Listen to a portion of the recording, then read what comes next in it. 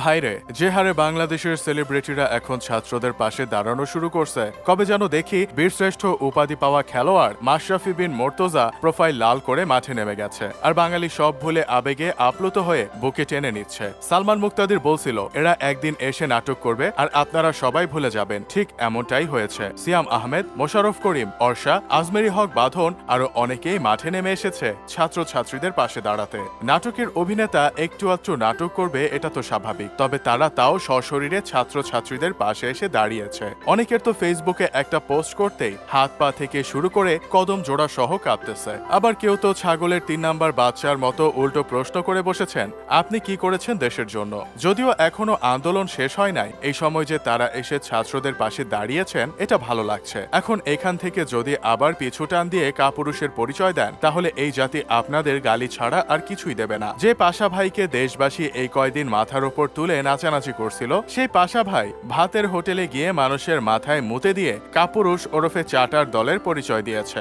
ভাই, একবার চিন্তা করে দেখেছেন, ছাত্র সমাজ যাদের খেলা দেখে আবেগে পড়ে বীরশ্রেষ্ঠ খেলোয়াড় উপাধি দিয়েছিল, সেই শেষ দিকে এসে মানুষের আবেগের মধ্যে হিসু করে দিয়েছে। মানুষের কাছে মানুষের জীবনের চেয়ে ক্ষমতাই বড় হয়ে গেছে। একদল অভিনেতা অভিনেত্রীরা গেছে ফার্মগেট ছাত্রছাত্রীদের পাশে দাঁড়াতে, আরেক দল অভিনেতা অভিনেত্রীরা গেছে বাতাবি লেবু টিভির ওপর হামলা হওয়ার প্রতিবাদ জানাতে। আসলে এসব নাটকের স্ক্রিপ্ট রাইটার কে ভাই? হুট করে একদিনে দুই দলের এত চেতনা কোথা থেকে এলো? হঠাৎ করেই সবাই গর্ত থেকে বের হয়ে আসারও একটা কারণ আছে, সেটা হলো বাংলাদেশের সাইবার ইউনিট ঘোষণা দিছিল যেসব সেলিব্রিটিরা এখনো চুপ করে আছে তাদের পেজ আনপাবলিশড ও মনিটাইজ অফ করে দিবে। এই ঠেলা দেওয়ার পর অনেকে মাঠে চলে এসেছে, আবার অনেকে ফেসবুকে পোস্ট করা শুরু করে দিয়েছে। আসলে ঠেলার নাম বাবাজি। তবে আশফাক নিপুণ ও মোস্তফা সরোয়ার ফারুকী শুরু থেকেই ছাত্রছাত্রীদের পাশেই ছিলেন, এখনো আছেন। আশফাক নিপুণের কথা আর কি বলবো ভাই, সে প্রতিটা সময় ন্যায়ের পক্ষে আওয়াজ তুলেছেন। তিনি তার সিরিজে এমনভাবে দেশের চিত্র তুলে ধরেছেন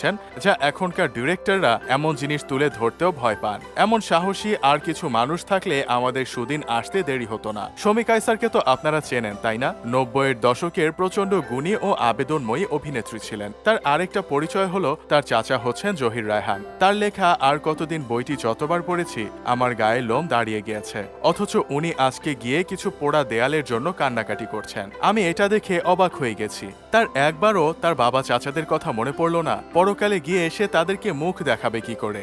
যার বাবা ও চাচা দেশের জন্য প্রাণ দিলেন, যাদের মেরুদণ্ড ছিল ইস্পাত কঠিন, তাদের সন্তান হয়ে মেরুদণ্ড বিবেক সবকিছু বেচে দিতে লজ্জা করলো না? কিন্তু এখন সেলিব্রিটিদের জন্য নিরাপদ বার্তা হচ্ছে আইডি হ্যাক হয়ে যাওয়ার বাহানা দেয়া। যদিও এসব বলে অনেকে পার পেয়ে যেতে চাচ্ছে, তবে এখনকার ছেলেমেয়েরা স্মার্ট হয়ে গেছে, এসব নাটক আর তাদের খাওয়ানো যায় না। যাই হোক, শেষমেশ আমি গোলাম হোসেন একটা কাজের কথা কই। মানুষ বলছিল বর্তমান জেনারেশন একটা অসুস্থ জেনারেশন তৈরি হচ্ছে, কিন্তু তারা এখন দেখিয়ে দিল আসলে অসুস্থ জেনারেশন না, বরং স্মার্ট জেনারেশন তৈরি হয়েছে।